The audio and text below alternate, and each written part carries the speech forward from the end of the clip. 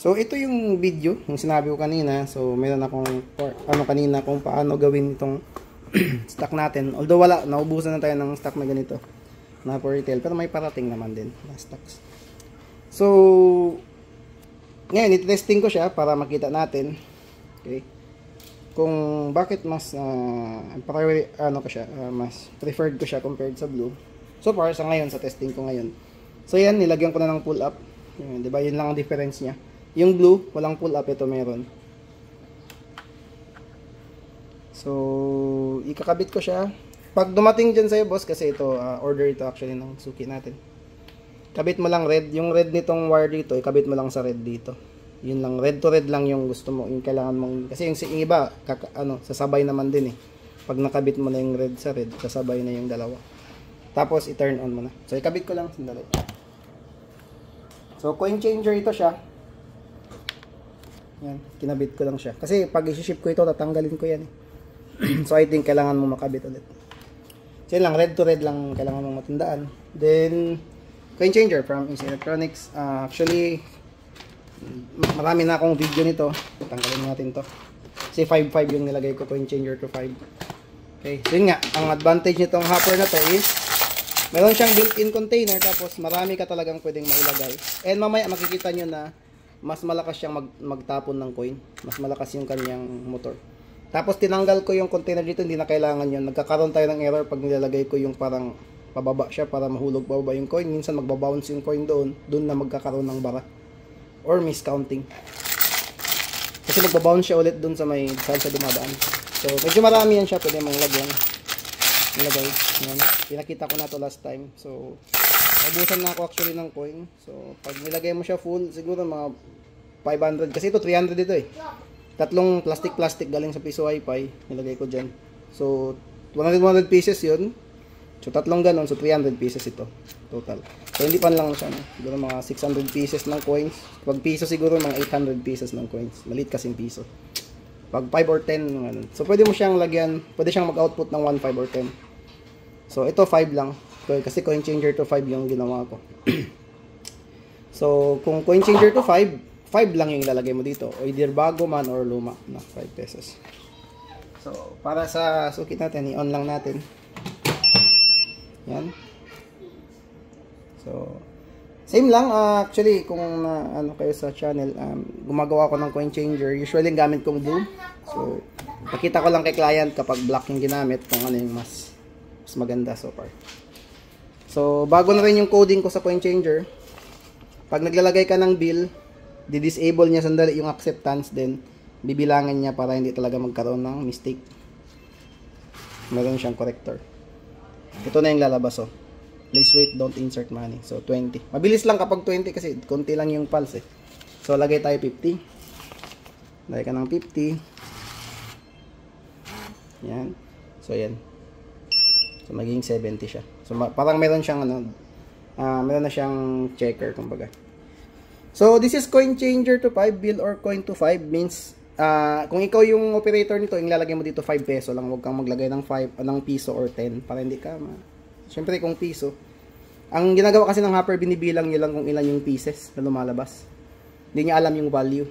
So, kung coin changer to 5, yung ano ng machine is yung parang ng machine, assumption ng machine is yung nilagay mo dito lahat 5 pesos. So dapat kung 70 yan, pag change ko yan, magkakaroon ka ng ilang pirasong 5 pesos. Dapat ang number of pieces na lalabas is 14, tama ba? Kasi yung 10 pieces is 50, yung 4 pieces is 20. So 14 dapat. Test natin.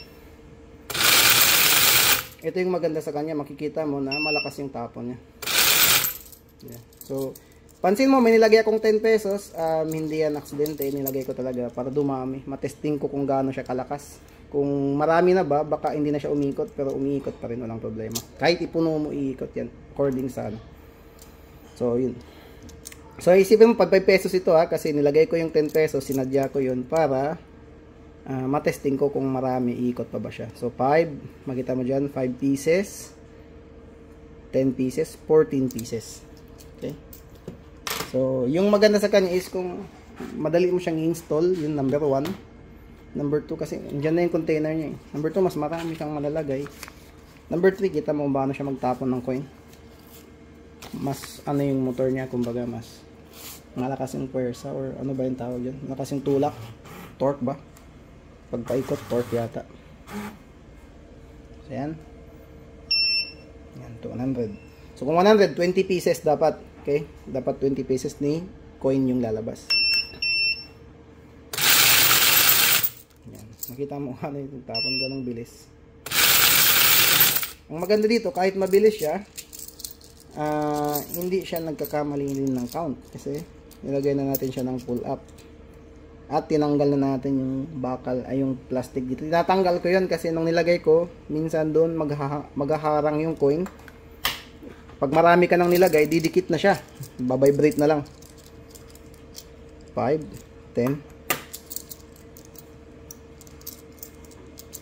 15, dali. 1, 2, 3, 4. Dagdagan ko ng isa para maging 5, 15, 20. So makikita mo, no? Wala talagang ka-error yung counting niya. Okay? 5, 10.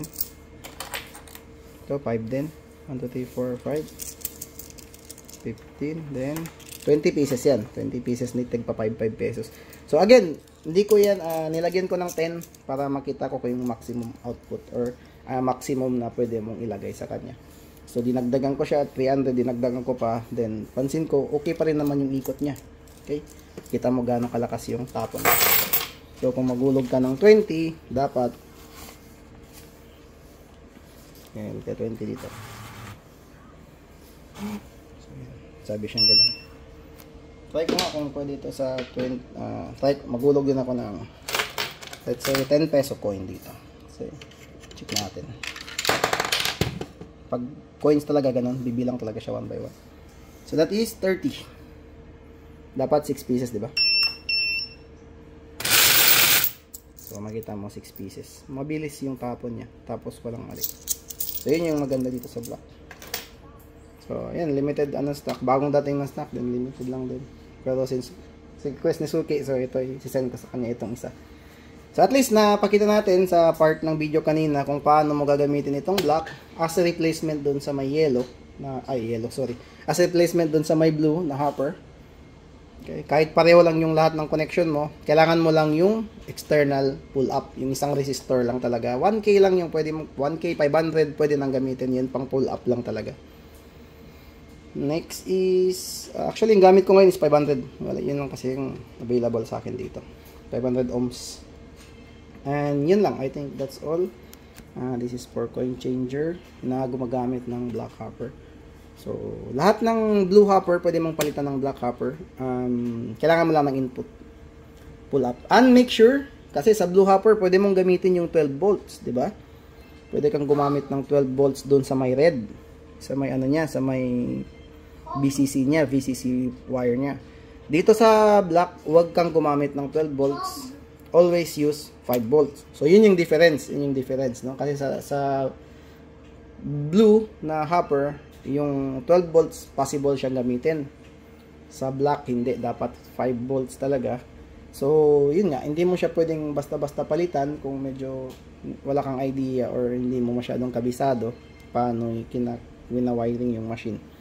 Pero kung may alam ka sa mga voltages, okay, pwede mo siyang gawing 5 volts or meron kang 5 volts pin.